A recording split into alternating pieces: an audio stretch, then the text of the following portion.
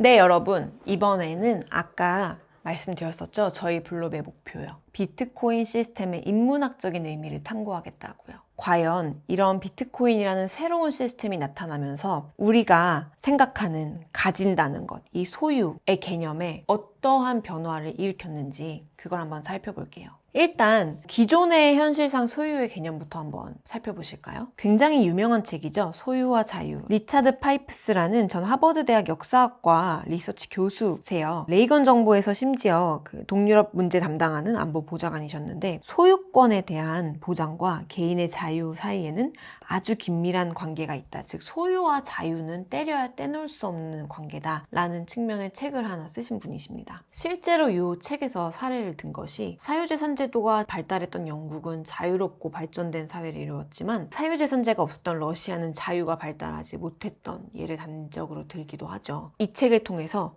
소유의 존재와 부존재가 자유와 민주주의의 발전에 어떠한 영향을 미치는지 이 부분을 확인할 수 있었습니다. 소유랑 자유가 어떤 방식으로 연결이 돼 있는지 아직 감이 잘 안 오신다고요? 단적으로 하나의 사례를 보여드릴게요. 일단 역사 사례입니다. 조선시대는요, 여러분, 땅을 누군가가 소유하잖아요? 그러면 그 소유하는 조건이 있었다고 합니다. 무조건 그 전주라고 하죠. 그 밭의 주인들. 그것을 소유하려면 그 밭을 경작하거나 갈거나 이용해야 했다고 해요. 다시 말해서 경작하거나 이용하지 않은 밭들에 대해서 다른 사람이, 그 소유자가 아닌 사람이 경작하거나 이용한다고 했을 때 수확물에 대한 소유권을 주장한 권리가 없었다고 합니다. 되게 신기하죠? 이렇게 내 밭이니까 내 마음대로 이걸 놀리든 말든 상관하지 마 라고 하는 것이 요즘 우리 세대의 상식이잖아요. 근데 그것이 아니라 밭을 소유하고 있다고 할지라도 무조건 그 밭을 경작하고 또 이용해야 하는 것이 하나의 소유의 조건이었고 어떻게 보면 소유권이 조금 제한된 사례라고 볼 수도 있었던 부분이었던 거죠. 비단 과거뿐만이 아닙니다. 우리 한번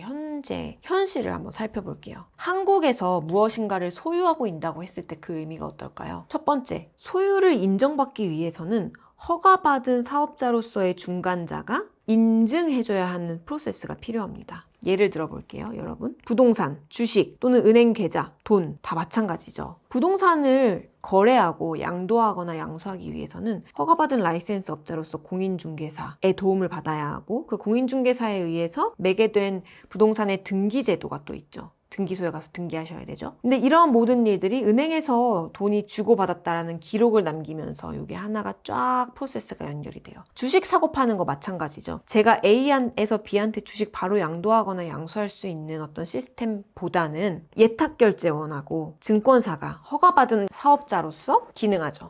증권사에서 내가 팔고 사고자 하는 의사를 표현하면 그 가격에 맞춰서 사지거나 팔아지고 그 주식의 소유권이 예탁결제원에 등록이 되는 방식입니다. 마찬가지로 이것도 은행에서 돈을 왔다 갔다 하고 있고요. 계좌 역시 은행이고. 그러니까 이 모든 것들이 사실은 다 허가받은 사업자로서 라이센스를 가지고 있는 대상이고 여기에서 또 쓰이는 시스템은 뭔가요? 여러분, 원화 시스템이죠. 원화를 발행하고 그다음 유통하는 그 주체로서 중앙은행, 한국은행, 그리고 시중은행이 기능하고 있습니다. 모두가 다 중간자라고 볼 수 있죠. 네, 여러분, 원화 시스템이 무엇인지 좀 더 깊이 들어가 볼까요? 요즘 요게 이제 제가 경향신문에서 가져온 자료인데요. 평균 짜장면 값이 6,361원이라고 하네요. 이렇게 비싸지 않았던 것 같은데 짜장면 한 3,000원이면 먹었을 것 같은데 여러분 그게 벌써 20년 전입니다. 20년 전 평균 가격이 3,083원이에요. 그로부터 20년이 또 지나잖아요? 그러면 그때는 528원이었다고 해요. 왜 이렇게 물가가 오른 거죠? 원화 시스템 상에서 이렇게 물가를 막 올리는 장본인이 과연 누구죠? 바로 은행들이죠. 그리고 중앙은행이고요. 한국은행이고요. 통화량을 직접 통제하는 허가받은 라이센스를 가지고 있는 중간자로서요. 실제로 1983년 이후로 2023년까지 40여 년 동안 통화량이 약 120배 증가했다고 합니다. 다시 말해서 83년에는 통화량이 불과 30조 원 정도였던 것에 반해 현재는 약 4천여조 원 정도 된 거죠. 그러니까 짜장면 값이 이렇게 비싸지게 된 것도 시중에 돈이 너무 많이 풀리게 됐던 거예요. 참 대단하죠. 과연 누가 이렇게 많은 돈들을 언제, 왜, 무엇 때문에 어떻게 품게 된 걸까요? 여러분들 혹시 아시나요? 이 부분이 소유권이랑 어떻게 관련이 있냐면요. 여러분들께서 가지고 있는 1,000원이 구매할 수 있는 힘을 가지고 있느냐, 소유를 하느냐의 측면에서 83년의 1,000원과 2003년의 1,000원과 2023년의 1,000원은 너무 다 다르다는 거죠. 내 소유권이 역사적으로 현금을 가지고 있을 때 점점 제한된다는 것이 여기서의 키포인트입니다. 원화 시스템 속에 있는 우리 개인들이요. 여러분, 다시 한번 살펴봅시다. 비트코인을 가지고 있는다는 것이 방금 보여드렸던 것처럼 원화 시스템 상에서 중간자가 있는 현재 금융 시스템과 어떻게 다른지를요. 비트코인 직접 보신 적 없으시죠? 아마 없으실 거예요. 현실 세계에 진짜 어떤 코인으로 있는 것들이 아니니까요. 얘네는 완전 디지털인 거죠. 요 디지털 세계 내에 어디엔가에 둥둥 떠다니고 있다라고 표현을 많이들 하시는데요. 그렇다면 과연 이렇게 실체가 없는 비트코인을 가진다는 것이 어떤 의미인지 같이 살펴보시죠. 암호학이 빠질 수 없습니다.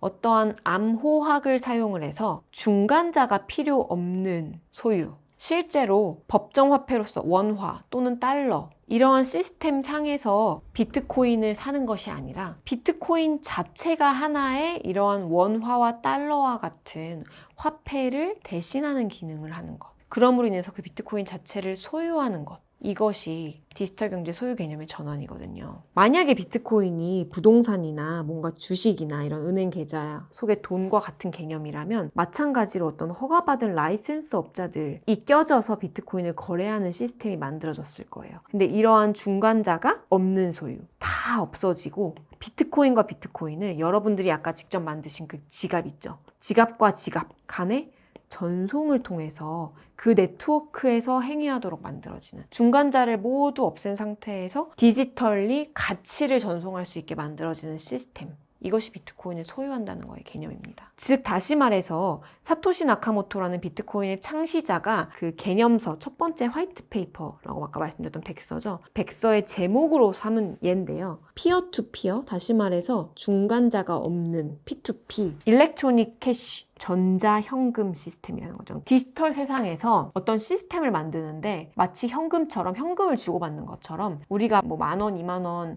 지폐 주고받을 때 은행한테 허락받고 주고받지 않잖아요. 그냥 이 지폐를 넘기면 그게 저 사람의 소유가 되잖아요. 근데 마치 그런 것처럼 디지털 세상에서 어떤 중간자 없이도 전자현금을 왔다 갔다 할 수 있는 어떤 시스템을 만드는 거죠. 그것이 비트코인을 소유한다는 개념입니다. 소유와 자유로 넘어가서 다시 말해서 중간자가 필요 없다는 것이 과연 어떤 의미이냐. 디지털 세상에서 내 소유를 증명해줄 은행이든 등기소든 예탁결제원이든 이런 중간자들이 없다는 뜻이거든요. 다시 말해서 그걸 증명해줄 권리를 다른 사람한테 넘기지 않고 내가 내 스스로가 이거 내 거라고 증명한다는 얘기예요. 그게 소유의 굉장히 중요한 혁신적인 부분인데 다시 말해서 내 거를 보증하고 증명해줄 대상을 없애버림으로써 내가 그거를 증명하고 보증함으로써 비트코인을 그저 내가 가지고 있다는 사실 자체만으로 내가 내 소유를 증명할 수가 있게 되는 거죠. 무슨 말이냐면은 이 부분이 이제 요 예를 들면 조금 더 편하게 예를 드실 수가 있으실 텐데요.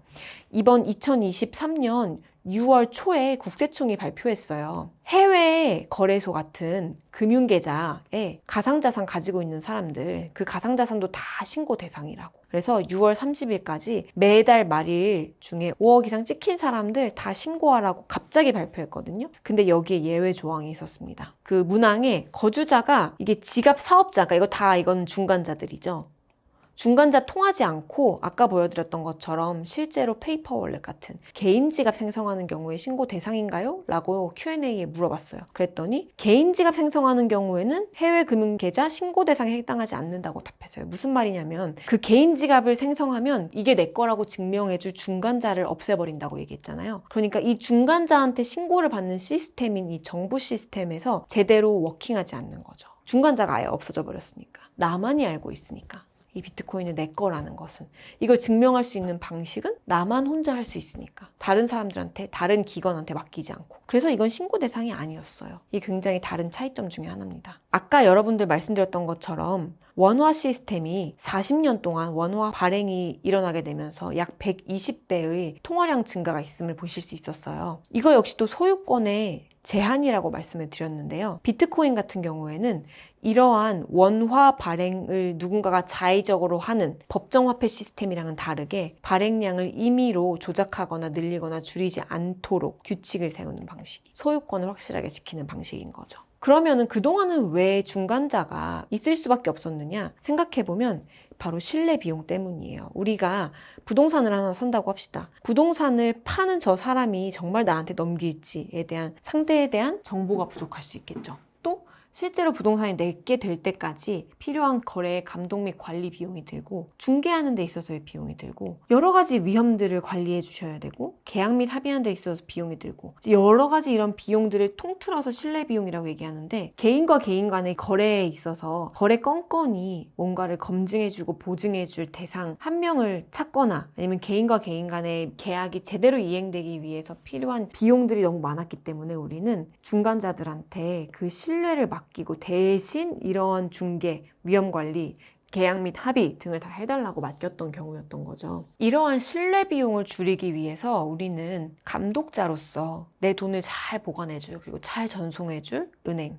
그리고 내가 가지고 있는 돈의 가치를 국가에서 잘 보전해줄 중앙은행들에게 맡겨요. 그 신뢰를. 그랬더니 그들이 내가 믿었던 바와는 다르게 임의적으로 규칙을 변경해서 계속적으로 내 소유권을 내가 가지고 있는 돈의 가치를 계속 하락시키는 일들이 발생했던 거죠. 한국, 미국, 일본은 사실 굉장히 양호한 케이스인 거죠. 여러분 혹시 그 예전 1차 세계대전 후에 독일의 초인플레이션 사태 아시나요? 화폐 발행량을 1조 배 올렸어요, 독일이. 현재 아르헨티나는 어떠나요? 월간 인플레이션율이 12.4%예요. 그 가장 강하다는 달러 역시도 예외는 아닙니다. 1983년에는 1달러를 가지고 30개의 허쉬를 살 수가 있었는데 지금은 1개의 허쉬를 사는데 26.14달러가 들어요. 얼마나 이 달러의 가치가 하락했다는 뜻입니까? 비트코인을 처음 만든 발명가 사토시 나카모토라는 사람도 비트코인을 처음으로 배포하면서 P2P 파운데이션이라는 사이트를 통해서 자기의 취지를 밝히는데요. 전통적인 화폐 시스템의 근본적인 문제를 저격합니다. 그 근본적인 문제는 이를 운영하고 유지하는 데 필요한 신뢰기관 그 자체다. 중앙은행은 신뢰를 줘야 되는데 계속적으로 그런 신뢰를 깨는 사례들로 가득했다. 은행들 역시도 겨우 얼마 안 되는 준비금 가지고 대출하고 예금하고 대출하고 하는 신용 버블 속에서 계속적으로 발행량을 늘려만 갔다. 그럼에도 불구하고 우리는 그들한테 개인정보를 다 넘겼기 때문에 그들을 믿어야 되고 우리 계좌를 유출하지 못하도록 계속 믿을 수밖에 없는 이러한 금융 시스템이었다. 그런데 이러한 금융 시스템을 암호학적 성취를 통해서 처음으로 벗어나고자 했던 네트워크가 바로 비트코인이고요. 중간자 없는 전자현금 시스템을 만들었다. 이렇게 얘기할 수 있는 부분인 거죠. 다시 말해서 한마디로 정리를 하면 그동안은 신뢰를 가지고 있었던 국가 또는 은행의 존재를 전부 지우고 특정 국가나 정부한테 신뢰를 맡기지 않고도 발행이 되고 원화나 달러 같은 것들이 그 가치를 정부가 보증했었는데 그런 가치를 보증할 정부 같은 중앙 집중기관이 없이도 또 발행량을 정부가 결정했는데 코드에서 이미 결정되어서 어떤 주체가 이를 독단적으로 바꿀 수 없고 은행에 맡겼고 은행에 송금했던 이런 시스템에서 직접적으로 내가 개인 지갑에 소유했던 이러한 비트코인 네트워크로 변해가는 비트코인 네트워크의 그런 확장이 현재의 상황이다라고 말씀을 드릴 수 있을 것 같습니다. 여러분 여기까지 강의 들어주셔서 너무 감사하고요. 초초기 초하에서는 아까 보여드렸던 것처럼 과연 이런 비트코인의 거래가 참임을 검증하는 시스템은 어떻게 이루어져 있는지 그리고 비트코인 이후로 등장한 이더리움이라는 블록체인은 과연 어떤 친구들인지 어디에 쓰이는지 이런 부분들을 살펴보도록 하겠습니다. 감사합니다.